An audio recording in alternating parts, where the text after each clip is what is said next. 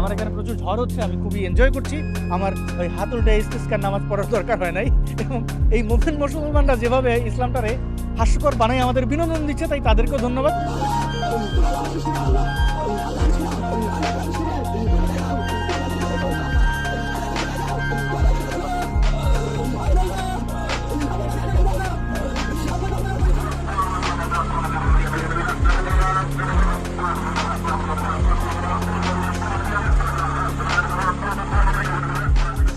ইস্তিসকার নামাজ বা মুমিন মুসলমানের ঐতিহাসিক মূর্খামি। গরমকাল আসলেই দেখা যায় মোল্লা মুন্সিরা মাঠে ঘাটে দাঁড়িয়ে নামাজ পড়া শুরু করে, কান্নাকাটি শুরু করে। তাদের বিশ্বাস এই নামাজ পড়লে তাদের আল্লাহ বৃষ্টি ছড়াবে। বাস্তবতা কি তাই? আমরা দেখি আরব দেশগুলো, বিশেষ করে দুবাই, সৌদি আরব, তারা ক্লাউড সিডিং করছে। ক্লাউড সিডিং কি? সিলভার আয়োডাইডের গুঁড়ো মেঘের মধ্যে ফেলা, যাতে কিনা মেঘগুলো ঘনীভূত হয়ে, অর্থাৎ জলীয় কণাগুলো একত্রিত হয়ে বরফ আকারে নিচের দিকে নামতে থাকবে এবং পরে সেটা আমরা বৃষ্টি রূপে দেখতে পাবো। অর্থাৎ কৃত্রিমভাবে যদি আপনি বৃষ্টি ছড়াতেই চান, তাহলে বিজ্ঞানের আশ্রয় নিতে হবে।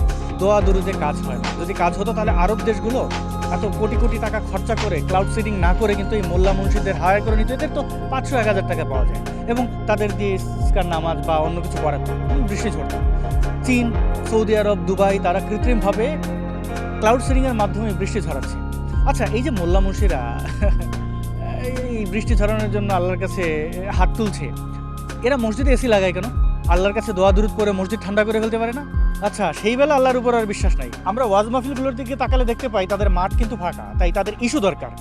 এই ধর্মান্ধ শ্রেণীদেরকে বিভিন্নভাবে ফুসলিয়ে ফাসলিয়ে তাদের ধান্দা করার উদ্দেশ্যে এই মাঠে ঘাটে নিয়ে যায়। আরে ভাই, তোমরা যদি গরম থেকে বাঁচবেই, তাহলে তোমাদের অনুসারীদের আহ্বান জানাও সবাই যেন 10টা করে গাছ লাগায়। এই যে প্রত্যেকটা জেলায় ইস্তিসকার নামাজ তোমরা পড়ছো, এর তো কোনো আউটকাম নাই। চিন্তা করে দেখেন এই মোল্লা মুন্সিরা কত বড় বাটপার। আবহাওয়া বার্তা টের পেয়ে তারা তাদের অনুসারীদের নিয়ে রাস্তাঘাটে জমায়েত করে কি করছে? হাত উল্টো করে নামাজ পড়তেছে এবং এটারে বলতেছে ইস্তিসকার নামাজ। মোল্লারা যেন এগুলো কোনো কাজে আসে না, হুদাই সময় অপচয়। এগুলো না করে বরং তাদের অনুসারীদের যদি বলতো যে তোমরা গাছ লাগাও, তাহলে কিন্তু আমরা এই গরম থেকে মুক্তি পেতাম। এই ইস্তিসকার নামাজ থেকে আরেকটা জিনিস প্রমাণ হয়, তাদের সো কল্ড ঈশ্বর আল্লাহর আবহাওয়া জ্ঞান সম্পর্কে বিন্দু পরিমাণ কোনো ধারণা নাই। কোথায় ঝড়ের দরকার, কোথায় বৃষ্টির দরকার, এইরকম কোনো কিছু নিয়ন্ত্রণ তার হাতে নাই। ফলে তার মুমিন বান্দা এরকম কান্নাকাটি করতে হবে কেন? আল্লাহকে জানবে না কোথায় গরম কোথায় ঠান্ডা? এবং মোমেন মুসলমানরা তাদের এই ধরনের উদ্ভট আচরণের মাধ্যমে ইসলামটাকে একটা হাস্যরসের পাত্র বানায় ফেলছে। ধন্যবাদ মোল্লা মুর্শিদের এবং তাদের সোকল্ড আল্লাহ এবং মোহাম্মদকে আমাদের ফাও বিনোদন দেওয়ার জন্য। এই যে দেখেন, আমি যেখানে বসে আছি এখানে ঝড় বইছে, প্রচণ্ড ঠান্ডা। তো আমি তো আর ইস্তিসকার নামাজ পড়ি নাই।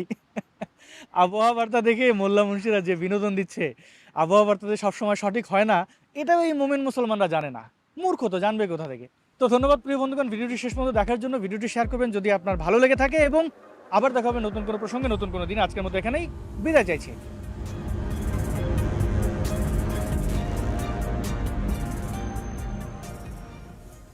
করে দেখেন, ইস্তিসকার নামাজের সমালোচনা করা ঝড়ের কবলে নাস্তিক আসাদ নূর।